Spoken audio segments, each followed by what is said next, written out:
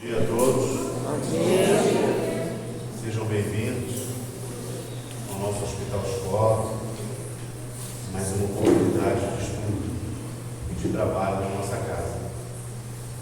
Antes de dar início ao nosso trabalho, vamos fazer a nossa oração, levar o nosso pensamento a Deus e fazer a oração que Jesus nos ensinou. Pai nosso que está nos céus, santificado seja o vosso nome.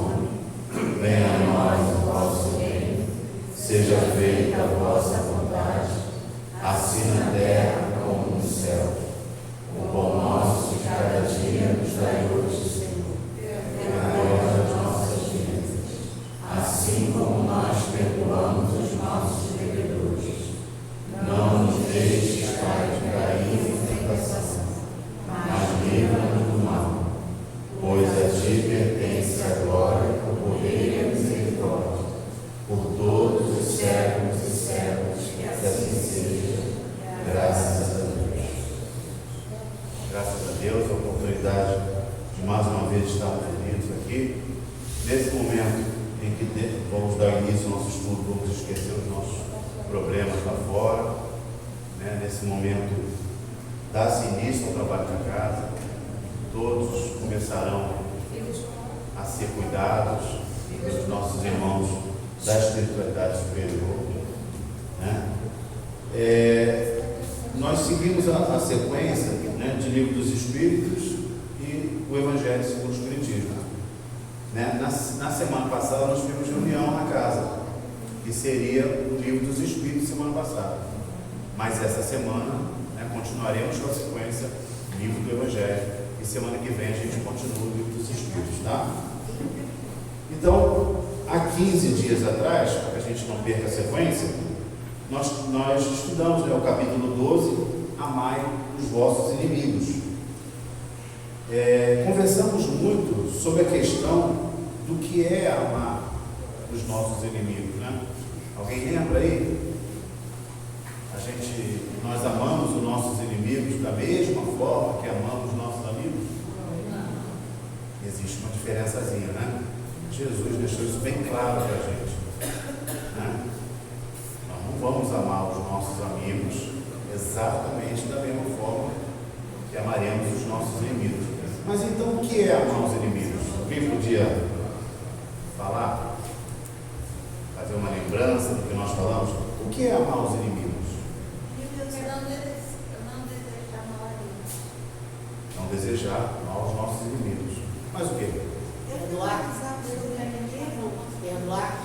Perdoar as ofensas, desses inimigos. Mas o quê? Eu tenho uma visão que eu não tenho, para mim, eu não tenho inimigos. Se tem, é da parte de alguém. Então, se houver, eu estou sempre orando, pedindo. É que eu aprendi. Orar pelos nossos inimigos. Orar por Passo eles. importantíssimo. Eu não tenho nenhum inimigo declarado, que eu saiba. Mas mesmo assim, eu peço a Deus por todos os irmãos, principalmente aqueles mais necessitados. Exatamente. Orar pelos nossos inimigos. Por que nós chegamos a essa conclusão?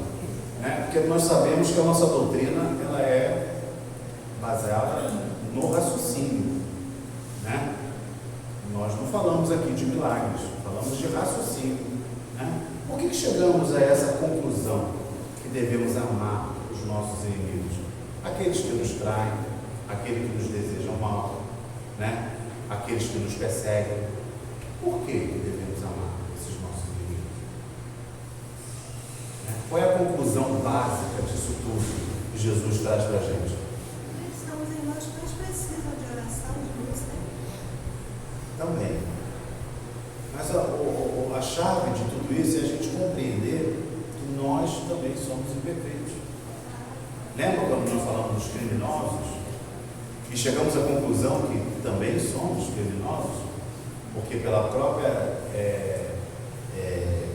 o próprio conceito de crime é todo aquele que vai de encontro à lei, se é no mundo físico, as leis físicas, se é no mundo espiritual, que é a nossa essência, as leis morais.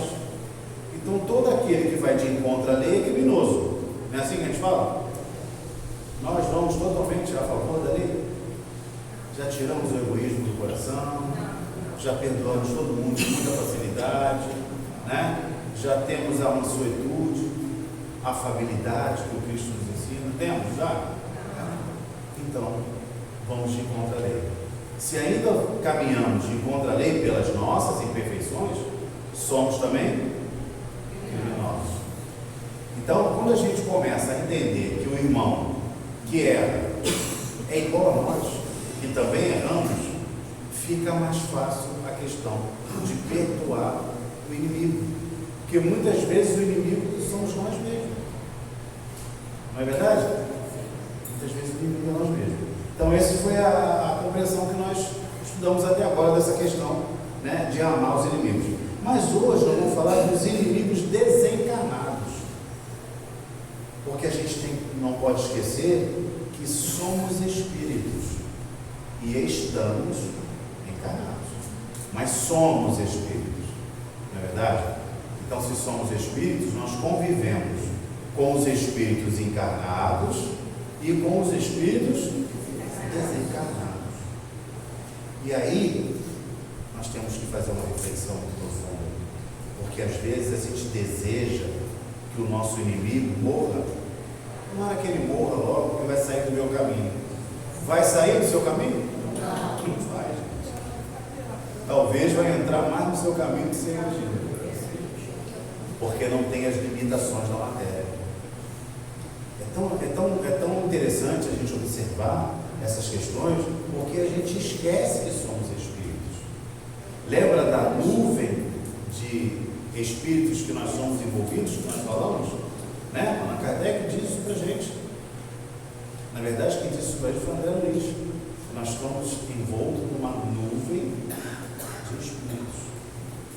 Agora, quem são esses espíritos? Todos eles bonzinhos? Que querem o nosso bem? Nem sei. E depende muito de nós. Né? A mesma companhia em que nós temos no mundo físico é a mesma companhia que temos no mundo espiritual. Né? Então a gente sempre às vezes fala assim: eu escolho muito bem as minhas amizades. Já viu as pessoas dizendo assim? Escolho muito bem as minhas amizades. Não me relaciono com qualquer pessoa. Será? Porque as nossas amizades são aquelas que têm a afinidade conosco. E quando falamos de afinidade, falamos de gosto, de desejo, né?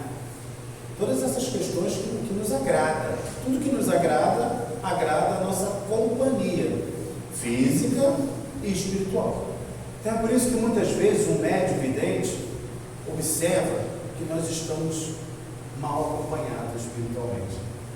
Nossa, você está com uma nuvem negra ao seu redor. Nossa, a sua energia vibratória está bonitinha.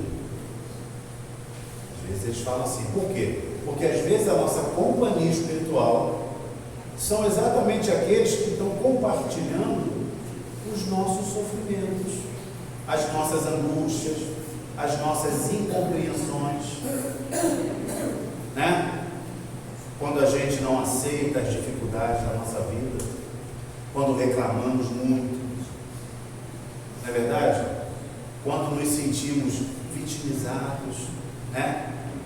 Somos coitadinhos. Todas essas questões unem junto de nós os irmãos que pensam do mesmo jeito, compartilham isso aí. Então, às vezes, a gente fica doente fisicamente, é porque a doença já começou no âmbito espiritual.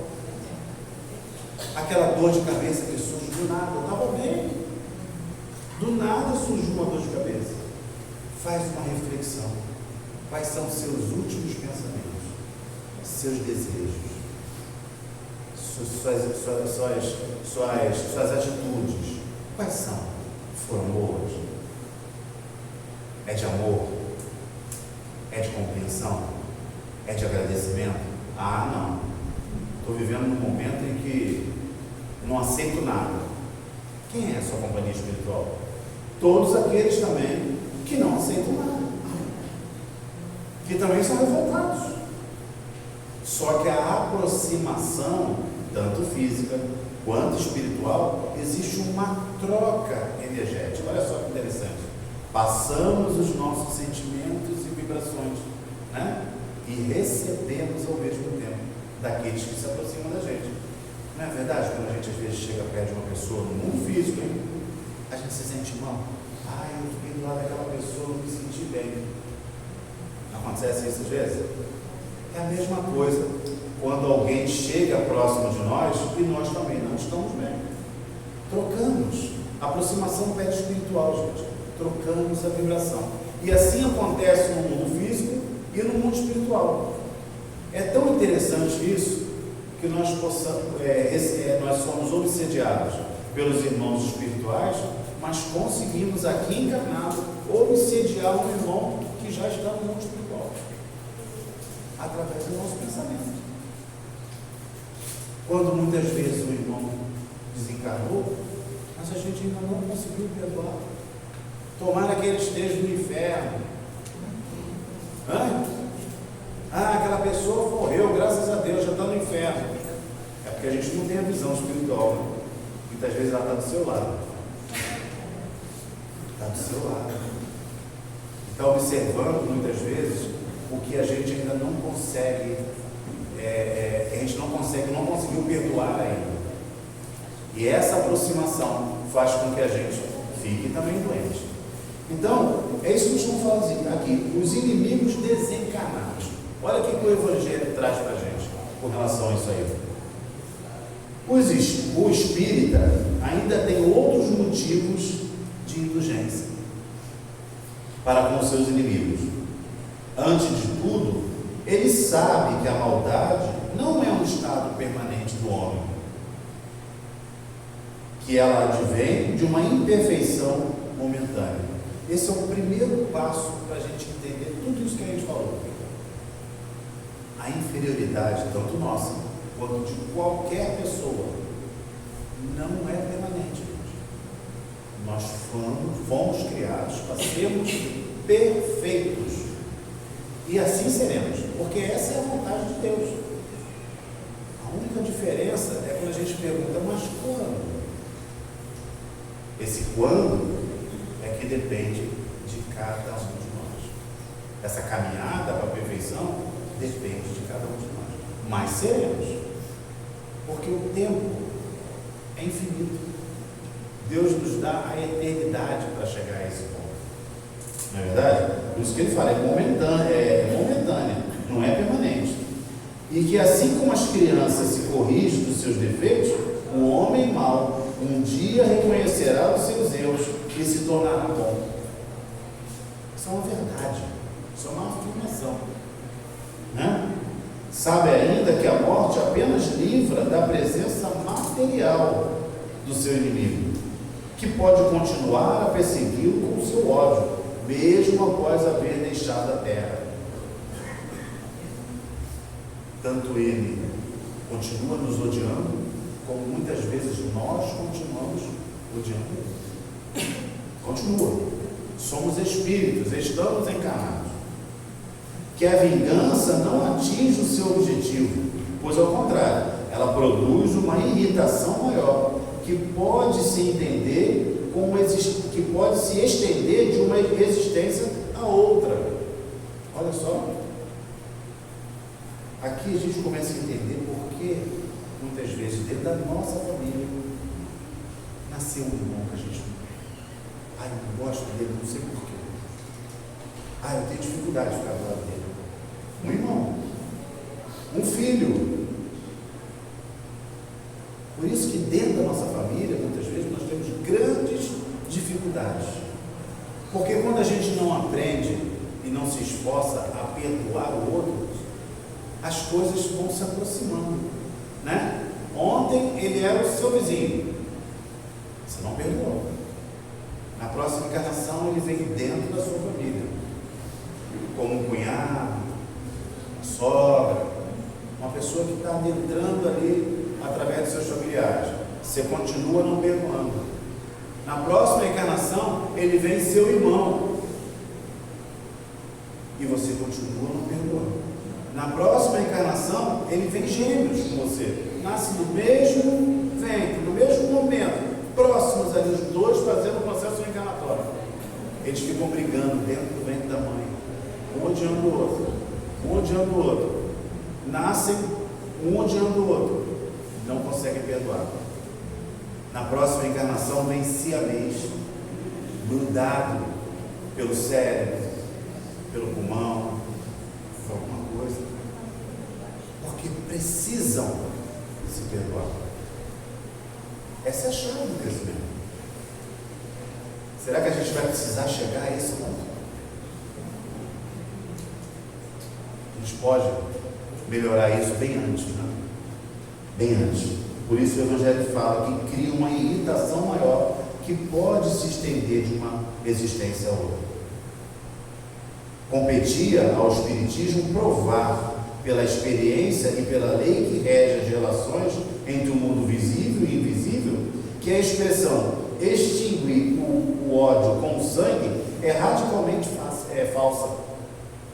Né? A gente achava antigamente, quando a gente não tinha a compreensão da vida, que a vida continuava, que somos espíritos, apenas estamos encarnados, a gente achava que era só matar a pessoa. Sangra ela, mata a pessoa, acabou o seu problema. E hoje a gente entende claramente que não é assim. Essa questão da perdoar, né? Se um perdoou e o outro não, Sim. esse outro que não perdoou, como ele vai resgatar se o outro lá Então, já evoluiu mais? a questão da evolução é individual. É individual. A nossa relação com Deus é única. A sua relação com Deus é única. A relação dele com Deus é única. A minha relação com Deus é única. Nós não precisamos que o outro me perdoe para que a gente possa entender e perdoar o nosso irmão.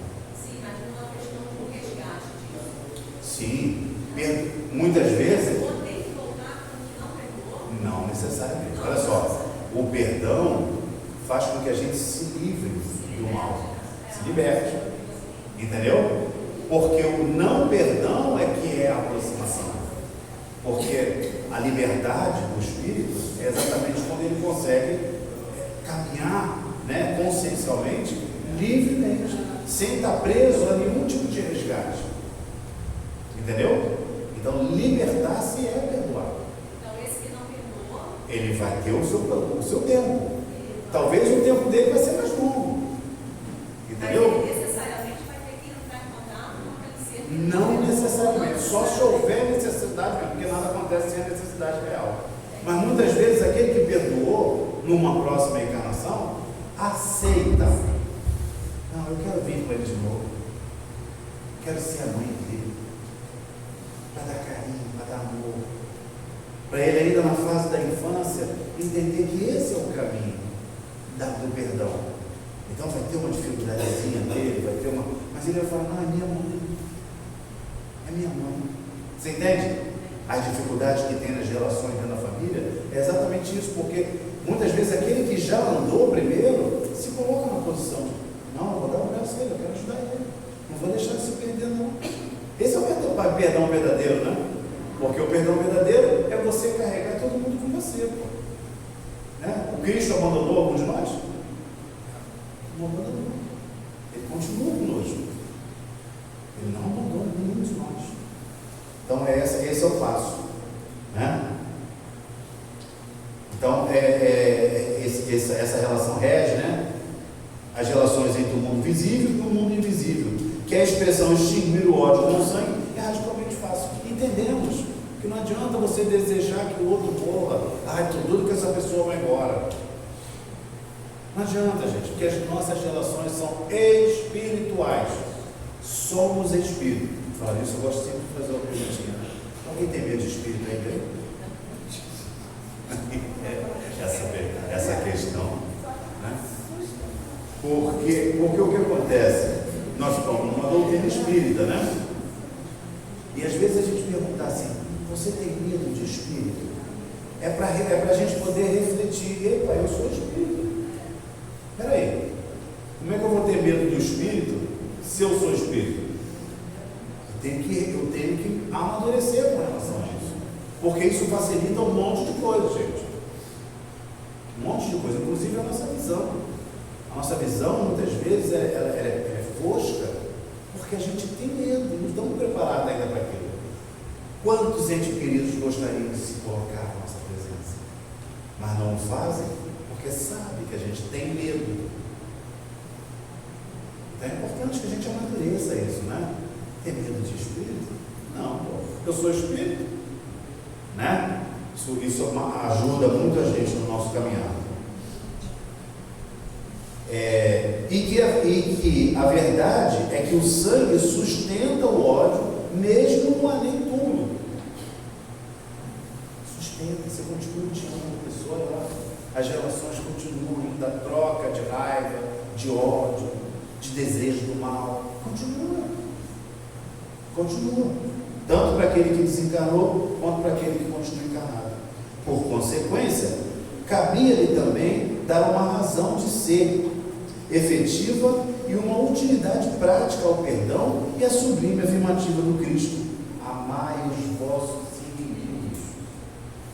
Temos que aprender a amar o inimigo, gente. Não é pegar o inimigo, já aprendemos isso, né?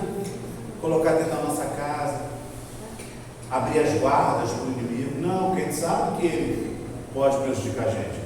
Mas é entender, é estender a mão a todo momento, é perdoar, é compreender que ele ainda não entende o que você já conseguiu entender. É estar de braços abertos a lhe acolher.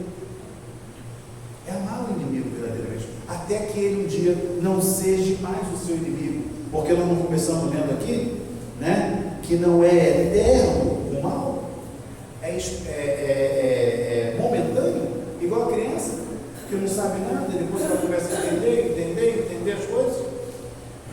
Então o inimigo, ele é inimigo hoje, mas quem sabe daqui a 12, 13 encarnações ele será o seu maior amor,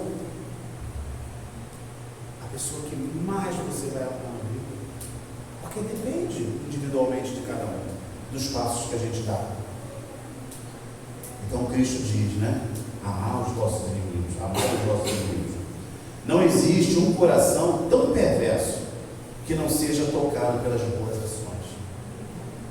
Às vezes a gente olha na televisão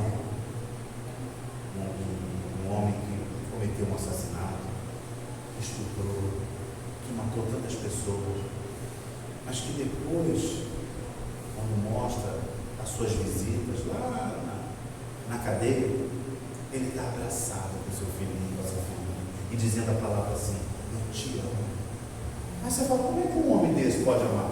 Claro que pode. Claro que ele ama.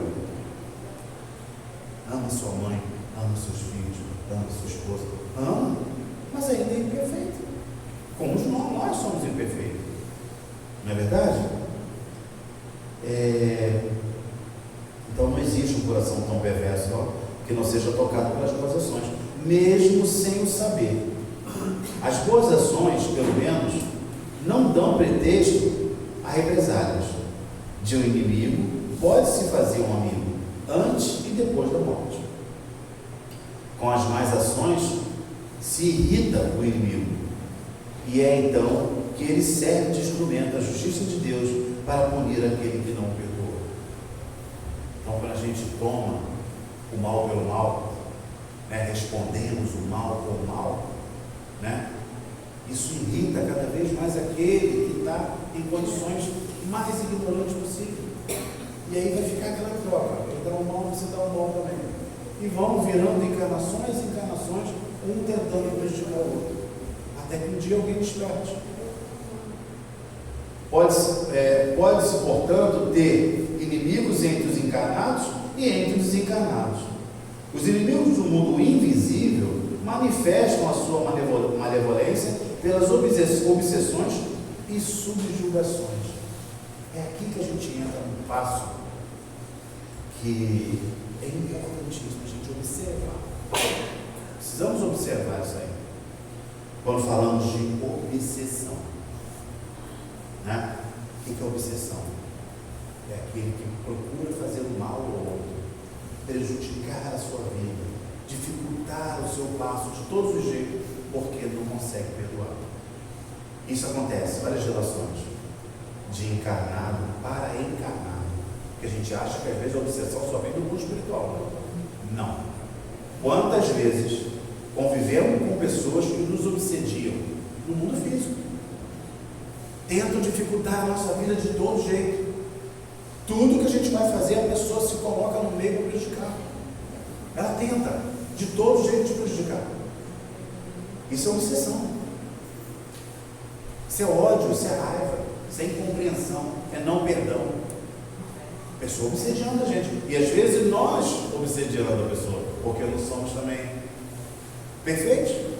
Isso somos nós que atrapalhamos a vida do outro. Tudo que a pessoa faz, a gente se coloca no meio, com inveja, com raiva. Entendeu? Porque não foi com você, foi com a outra pessoa. Por que ele conseguiu isso e eu não consegui? Olha só, a gente se colocando no meio da pessoa para atrapalhar a vida dela. Isso é obsessão. Obsessão de encarnado para encarnado. Às vezes leva a encarnação inteira isso. E tem a obsessão do encarnado para o desencarnado. Olha só, a pessoa desencarnou e você continua odiando ela. Sabe aquela pessoa que fala assim, aquele meu marido, graças a Deus, desencarnou, aquilo é um diabo na minha vida, aquilo me prejudicou muito, graças a Deus, tomara que ele esteja no inferno. Isso é obsessão do encarnado para o desencarnado. Porque, olha gente, às vezes a gente não mede os nossos sentimentos, as nossas palavras, a nossa energia, e não entende, muitas vezes isso está atrapalhando demais aonde o nosso irmão está. Porque às vezes ele se encontrou num momento tão difícil no mundo espiritual, e está tentando sair daquilo, compreender por que ele chegou ali, e vem essa energia de ódio daquele que está lá encarnado. Essa energia de ódio que atrapalha o seu caminho, que ofusca o seu sentimento, o seu pensamento, a sua visão. Obsessão do encarnado para o desencarnado. E aquela obsessão que a gente já conhece, né? Do desencarnado para o encarnado. Aquele que foi para o mundo espiritual, te odiando, tendo raiva de você. E quando desperta lá, volta para te prejudicar. O grande interessante é que não volta sozinho. Nós não temos uma companhia. Nós andamos sozinhos no momento. Aqui no mundo físico a gente anda sozinho? Não anda. No mínimo a gente está com o nosso marido, com a nossa esposa. No mínimo. Aí vem os filhos, aí vem os amigos que a gente ama. Estamos sempre acompanhados. No mundo espiritual é a mesma coisa, gente. Aí o irmão vai para o mundo espiritual com ódio, com raiva. Ele junta todos aqueles que também sentem ódio, também sentem raiva, também estão no estágio de incompreensão e vem tentar prejudicar aquela pessoa. Perturbado. Né? Quando a pessoa vai dormir, sai do corpo, perturba aquela pessoa de todos os jeitos, para que aquela pessoa volte para o corpo perturbado. Ai, eu tive um pesadelo. Né? Prejudica o caminhar daquela pessoa de todos os jeitos. Essa semana eu estava no consultório lá, e o meu consultório tem um vidro que eu consigo enxergar lá fora e a pessoa não enxerga lá de dentro. Tinha um garoto, novo, tem uns 25, 30 anos, mas num processo obsessivo de dar toque. Cheguei no consultório às 7 horas da manhã. Ele já estava com um violãozinho pequenininho, sentado tem uma coqueirinha na frente, tem um negocinho para sentar. Ele estava ali, tocando, cantando, não sei o quê, porque não dá para ouvir o que ele está cantando. Ele ali, ó, porque eu já conheço ele é um menino novo, né? Ele já tem um problema mental, mas quando ele está com um remédio, né? A família dando remédio a ele, quando ele fica mais ou menos. Mas quando ele tomou o remédio, aí os irmãos espirituais humilhavam ele. Ele ia para o meio da rua, falava com um com o outro, discutia, brigava, soltava o violão, batia o violão. Quem não entende, ou não quer entender, ou não tem carinho pelo outro, não tem compreensão, olha, aquilo fica lindo. Tem graça isso, gente? Está sendo humilhado. O irmão encarnado está sendo humilhado, tirado como maluco. Mas a gente sabe, nós espíritas, que ele está cheio de gente ali perturbando ele. E que ele estava brigando realmente com alguém. E que ele xingava realmente várias pessoas. E que ele batia com o violão realmente em várias pessoas. Resumindo, ele ficou ali até às 18 horas. Eu saía, ia lá, oferecia água. Você não quer uma água? Não quer almoçar? Não quero. Teve uma hora que os irmãos incentivaram ele, quase brigavam comigo. Porque eu atendia vocês quando eu voltava do Deus, um sol e ele ali.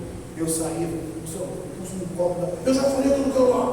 Você está trazendo água por quê? Eu falei, não, você não quer, tudo bem, mas se você quiser, é só botar. Não quero não.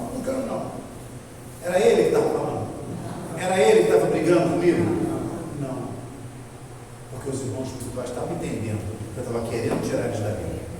Eu estava orando pra caramba ali dentro, para que eles pudessem largar o garoto voltar para casa. Olha que ponto nós chegamos. Olha o que é o processo obsessivo. Olha o que é o processo obsessivo. Agora, o processo obsessivo, gente, não começa assim, já nesse ponto grave. Não. Ele começa de um jeito que a gente nem percebe. Os pensamentos ruins. A gente acha que é nosso, né? Não foi eu que estou pensando. Influência. O irmão começa a te incentivar, a prejudicar um, a se dar bem em cima do outro. Entendeu? Atrair o outro. Os irmãos espirituais estão se incentivando com relação a isso. Você acha que é seu, né? Não é. Processo obsessivo. Você vai aceitando como se fosse um pensamento seu. Só que isso vai se intensificando. E quando a coisa fica grave, entra no processo que o Evangelho está dizendo a gente aqui. Subjugação. Subjugar é o seguinte, gente. Você não comanda mais o seu corpo. Quem está comandando o seu corpo, que foi dado pelo Pai, para que você pudesse resgatar a sua dívida, é essa companhia espiritual. Não é um espírito, não. É uma companhia espiritual que vai usar o seu corpo para te humilhar. Nos processos obsessivos, desse jeito que eu contei, muitas vezes em convulsão. Você está muitas vezes num lugar lá, você começa a convulsionar, a babar. O que é isso? Processo obsessivo. Nós temos que nos livrar disso. De que forma? Amar os nossos inimigos. É a única forma que nós temos de estar livre dessa vibração. É amar os nossos inimigos. Amar os nossos inimigos. É compreender que tem que partir da gente. Que o forte é aquele que compreende. O mais forte é aquele que consegue entender que o outro, muitas vezes, não teve as orientações que você teve, não teve a família que você teve, não teve o papai e a mamãe que te orientou. Muitas vezes passa fome, muitas vezes são humilhados pela família, nunca entraram numa igreja, só conhecem Jesus por ter ouvido falar, mas nunca foram ouvir as palavras do Cristo. Então é nossa obrigação fazer diferente. Quando não fazemos, entramos nessa sintonia. Então dói muito quando a gente vê um irmão subjugado. Dói muito, porque sair dali é muito, mas muito difícil. Não é impossível, mas é muito difícil. Edmilson, tá perto da minha casa tem um assim. Ele ficou desse jeito. Anda na rua, só de bermuda. Tem a ver que a mãe dele pertencia a uma outra religião. Aí depois foi para a igreja. E ela ter dado ele lá para coisa ele ficar desse jeito. Ele já quebrou, já tacou pedra em ônibus e tal. Hoje já está até mais calmo um pouquinho. Olha só o que o Mas ele Evangelho continua diz assim. com relação a isso aqui. Não sei o que você está falando. O Evangelho fala assim. Cadê?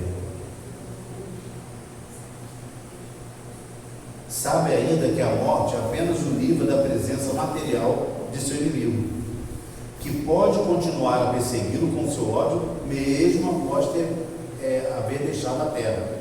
Que a vingança não atinge o seu objetivo, pois ao contrário, ela produz uma irritação maior.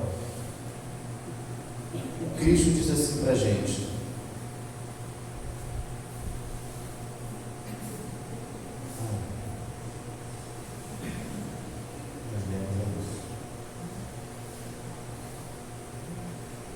o Espiritismo provar que pela experiência e pela lei que rege as relações entre o mundo visível e invisível, que a expressão extinguir o mal com o sangue é radicalmente falsa. Radicalmente falsa. E que a verdade é que o sangue sustenta o ódio, mesmo no além-túmulo. Por que Deus permite que isso aconteça com a gente? É porque em momentos anteriores, nessa ou em outra encarnação, não perdoamos as ofensas. Sabe quando Cristo falou assim, quando bater na sua face, ceder a outra? Por que eu vou dar outra face? Ele bateu na minha face, eu vou dar outra. Dá um sinal, dá uma impressão de que você é fraco. Mais forte é suportar a ofensa. Suportar a ofensa. Quem já passou por isso sabe. Suportar a ofensa dói. Mas dói tanto. E é uma dor que a gente não sabe aonde dói, né? Porque dói na consciência. Você fica se perguntando por que eu não estou reagindo. Por que eu não estou reagindo? Né? Então, suportar a ofensa é exatamente compreender que o outro está ofendendo, porque ele ainda não tem compreensão.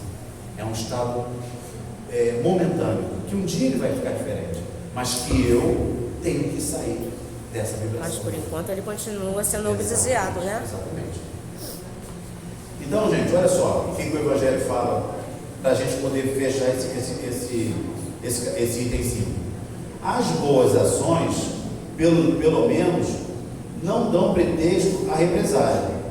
De um inimigo pode-se fazer um amigo, antes e depois da morte. Com as más ações, se irrita o inimigo e é então que ele serve de instrumento da justiça de Deus para punir aquele que não perdoou. Serve de instrumento à justiça de Deus, porque o pai usa um irmão para corrigir o outro, usa outro irmão para corrigir o outro. Quer dizer, a sua imperfeição é para me corrigir, a minha imperfeição vai corrigir o outro, a imperfeição do outro vai corrigir o outro, até que um dia todos estejam perfeitos, porque precisa ter um instrumento. Como que você vai entender que você precisa perdoar se ninguém um dia vai te trair? Se ninguém vai te encontrar você, como é que você vai conseguir perdoar? Eu já consigo perdoar. Já foi ofendido verdadeiramente, mas verdadeiramente, lá no coração, aquele que jamais você imaginava que fosse te trair. Precisa passar por isso para entender o que é perdoar. Porque nada pode ficar a nível didático. Tem que estar no coração. Tem que amadurecer com o ser eterno. Entendeu? E quando a gente não se esforça nas pequeníssimas coisas, muitas vezes vão acontecer coisas grandes que vão realmente atrapalhar a nossa caminhada. Né? Continuando. Se não existissem homens maus sobre a terra, não haveria de espíritos maus ao redor da terra. Né? Portanto, se devemos usar de indulgência e de benevolência para com os nossos inimigos encarnados, devemos proceder igualmente com aqueles que são desencarnados. Como é que a gente faz isso, né? Usar de benevolência com os irmãos que já foram no mundo espiritual. Como que a gente faz isso? Oração. Através da oração. aqueles que te ofenderam, aqueles que te fizeram sofrer, todo o tempo que viveu com você aqui. Ore por ele. Peça a Deus que ele encontre o caminho do entendimento. Olha só, gente. Porque ninguém consegue amadurecer sem entender por que tem que amadurecer. Nós somos inteligentes. O Pai nos deu, quando deu a individualidade de cada um de nós, o raciocínio, a capacidade de entender, de raciocinar. Não é porque alguém fala com você assim, ó, você tem que crer em Deus, que a partir daquele momento você está crendo em Deus. Não é isso, gente. Para ter fé em Deus, precisamos entender por que eu tenho que ter fé em Deus. O que eu ganho com isso? Olha só que interessante, né? Por isso é que a gente tem que estudar, tem que entender o propósito do Pai conosco, tem que entender as suas leis, tem que entender por que você está aqui, por que um dia você desencarna, qual o objetivo da encarnação, por que eu tenho que perdoar? O outro me ofendeu, por que eu tenho que perdoar? Precisa entender. Quando a gente entende, tudo fica mais fácil, né? É claro que entre entender e se modificar, existe uma lacuna, sem dúvida nenhuma, mas já é um passo. Difícil é sofrer sem saber por que sofre. Sabe quando você sente uma dor e você vai no médico, o médico pede 10 exames para você, quando chega os 10 exames está tudo normal, aí o médico olha para você e fala, não sei o que está acontecendo com você, só que você continua sentindo dor. Não é difícil isso? Sentir dor sem saber por que está sentindo dor é exatamente na questão moral, é exatamente isso. Quando nós precisamos perdoar sem entender por que eu tenho que perdoar. Eu aqui estou sofrendo, eu aqui fui ofendido, por que eu tenho que perdoar? Por isso nós precisamos entender as leis eternas, as leis de Deus. Por isso nós estamos aqui. Não é verdade? Nós viemos à casa espírita ou em qualquer hospital, porque aqui é um hospital, né? Para sermos curados. Mas a cura vem da onde? Da onde vem a cura? De nós mesmos, gente. É isso que a doutrina espírita diz para a gente. Nós viemos aqui com dor, não viemos? Os irmãos espirituais não aliviam nossa dor? Aliviam. Mas o que eles dizem para a gente depois? Para limpar o coração. Modifique-se. Modifique o pensamento. Modifique a atitude. Estude, meu irmão, para que você possa compreender por que essa dor chegou em você. Não é assim que eles falam para a gente? Porque eles sabem que eles podem aliviar, mas eles podem interromper as leis naturais de causa e efeito. Por que a dor chegou em você? Por que você está sofrendo isso ou aquilo na área moral, na área física? Por que isso está acontecendo? Porque é lei natural. E a lei natural é imutável. Não muda. Não muda para a gente, não muda para a pedra, não muda para o cosmos, não muda para ninguém. Porque quem tem que mudar somos nós. Quem tem que se melhorar é nós. Sabe aquela história que a gente, quando a gente vai para a casa de uma pessoa e a pessoa vive de um jeito totalmente diferente do nosso, né? Do que a gente faz em casa. Aí a gente pensa assim, caramba, aqui é ruim, né? Porque a pessoa não faz o que eu faço. Quem tem que mudar é a pessoa ou você? Você que tem que mudar. Na vida moral é exatamente isso. Nós sentimos as aflições porque quem tem que mudar não é o cosmos. Quem tem que mudar somos nós. É nós que temos que nos adaptar às leis de Deus. Não são as leis de Deus que têm que se adaptar a nós. É o contrário. Nós é que temos que nos purificar. Não é a lei de Deus que tem que se contaminar conosco. Quando a gente começa a compreender isso, a gente começa a entender que todo o sofrimento que nós temos é resultado das nossas próprias atitudes, do nosso próprio pensamento. Isso muda tanta coisa na nossa vida, mas tanta coisa, que até a dor diminui. Até aquela dor que te perturbava diminui, porque você já compreende. Olha só que interessante. Só de compreender porque dói já diminui. Até já falamos isso aqui, né? Se você tiver uma dor de cabeça e tomar uma dipirona, mas pensando assim, vou tomar isso aqui, mas isso aqui não adianta mesmo.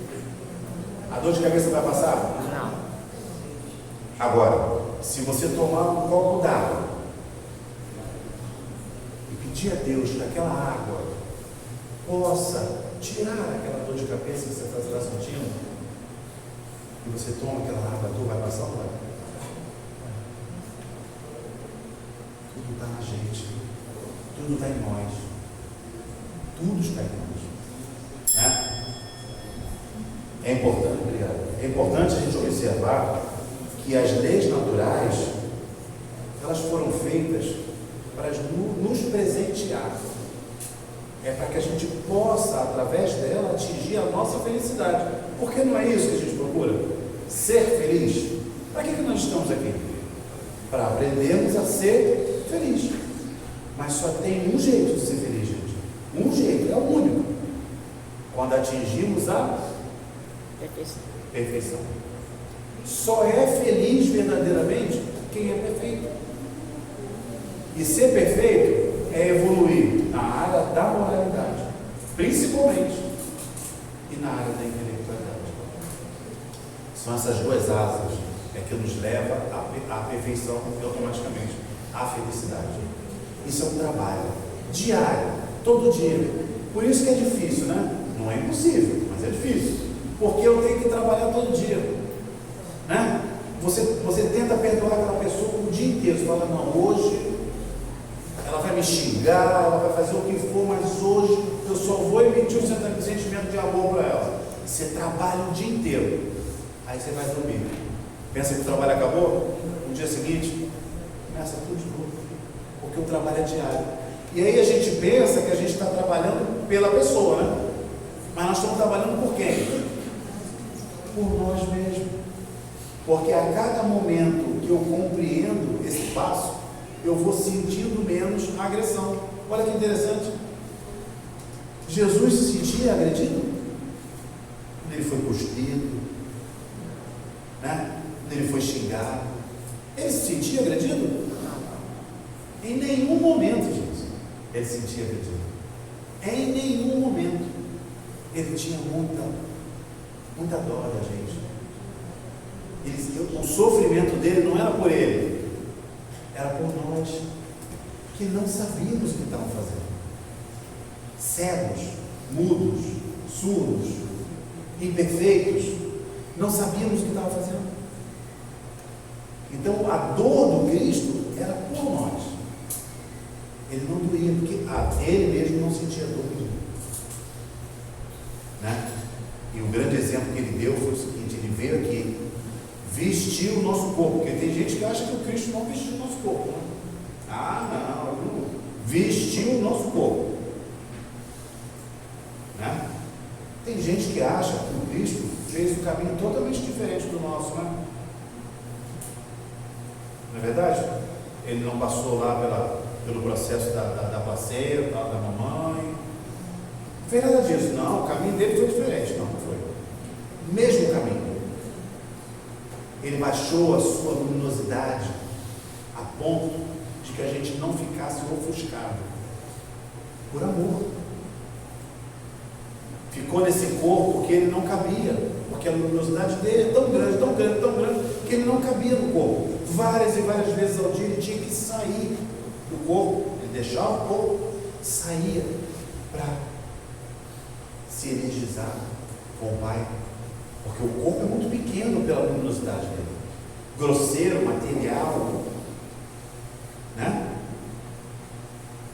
Ele fez isso por amor a cada um de nós.